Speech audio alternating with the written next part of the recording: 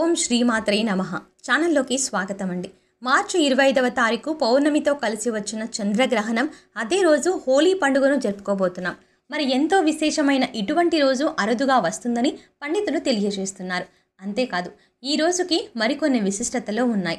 మరి ఆ విశేషాలు ఏంటో, అలాగే ఇంతటి విశేషమైన రోజున మకర రాశి వారు స్నానం చేసే నీటిలో ఏది వేసుకొని స్నానం చేయడం వల్ల విశేషమైన పుణ్య ఫలితాన్ని పొందుతారు, వారికి ఉన్నటువంటి దరిద్ర బాధలు తొలగిపోతాయి, అలాగే ఆర్థిక నష్టాల నుంచి బయటపడతారు అని, ఇలాంటి పదార్థాలను ఎందుకు మనం కలుపుకోవాలి అనే అంశాలను ఈ వీడియోలో మనం వివరంగా తెలుసుకుందాం. కానీ అంతకంటే ముందుగా మీరు కనుక మన ఛానల్ని ఇప్పటి వరకు సబ్స్క్రైబ్ చేసుకోకపోతే సబ్స్క్రైబ్ చేసుకొని పక్కనే వచ్చిన బెల్ ఐకాన్ నొక్కి ఆల్ సెలెక్ట్ చేసుకుంటే మేము ఇలాంటి వీడియోస్ అప్లోడ్ చేయగానే ముందుగా మీ మొబైల్కి నోటిఫికేషన్ వస్తుంది.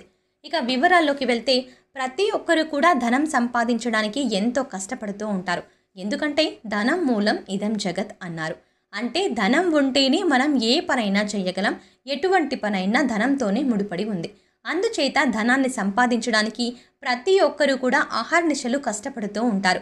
మరి అలాంటి దానం కోసం ఈ ప్రత్యేకమైన రోజున ఎటువంటి చిన్న పరిహారం చేసుకోవడం వల్ల జీవితంలో అభ్యున్నతిని పొందడంతో పాటుగా ఆర్థిక కష్టాల నుంచి బయటపడతారు అనే అంశాలు తెలుసుకుందాం.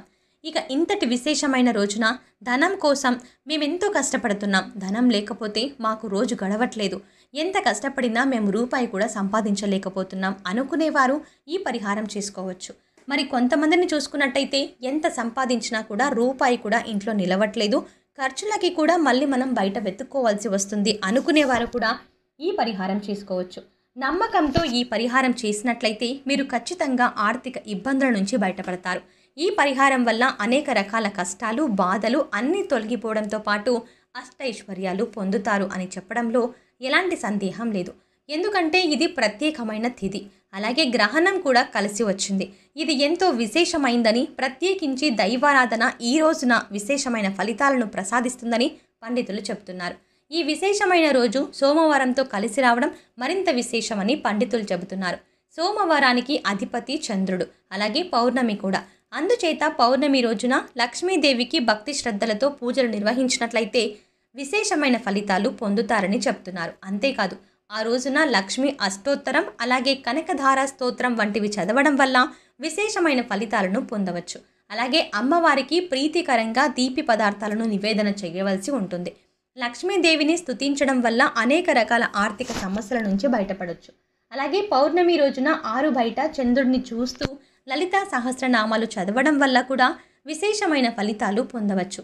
ఇక పూజ పూర్తయిన తర్వాత పౌర్ణమి చంద్రుడిని సాక్షాత్తు లలితా పరమేశ్వరిగా భావించి అమ్మవారికి చలివిడిని నివేదన చేసి ఇంటిల్లిపాది ప్రసాదంగా తీసుకోవడం వల్ల అమ్మవారి కృపా కటాక్షాలు కలుగుతాయి.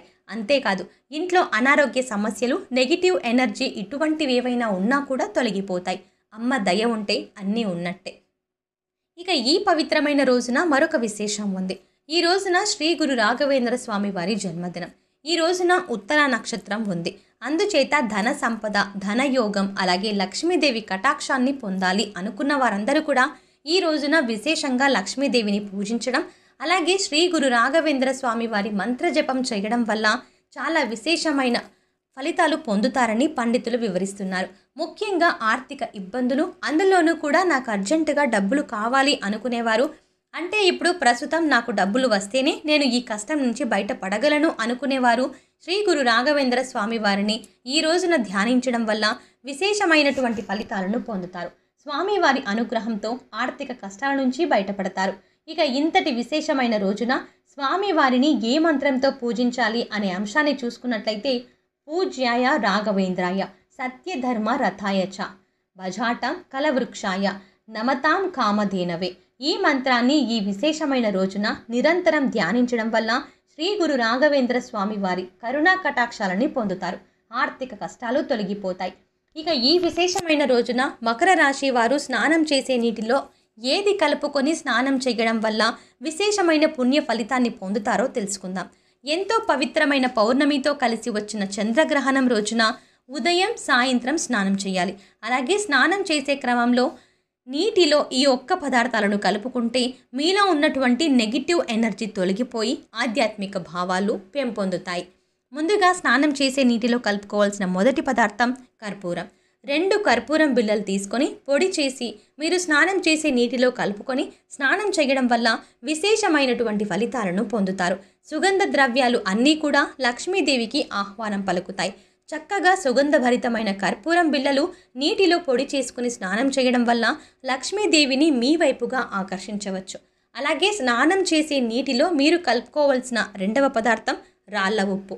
ఈ రాళ్ళ ఉప్పును కొన్ని ప్రాంతాలలో కల్లు ఉప్పు లేదా దొడ్డు ఉప్పు అని కూడా పిలుస్తారు.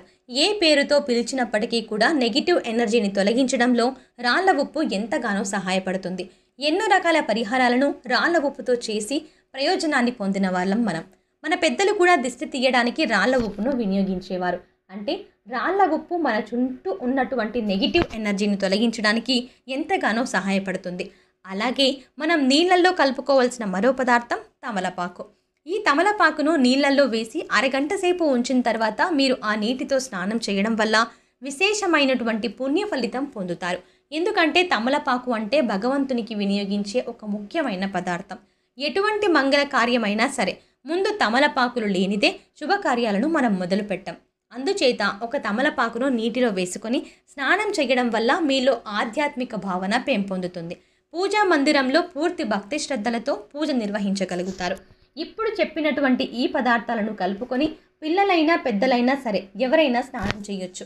2 పూటలా స్నానం చేసి చక్కగా పూజా మందిరంలో దీపారాధన చేసుకోండి. గ్రహణం మనకి ఉండదు, కానీ అదే రోజున పౌర్ణమి తిథి కూడా ఉంది.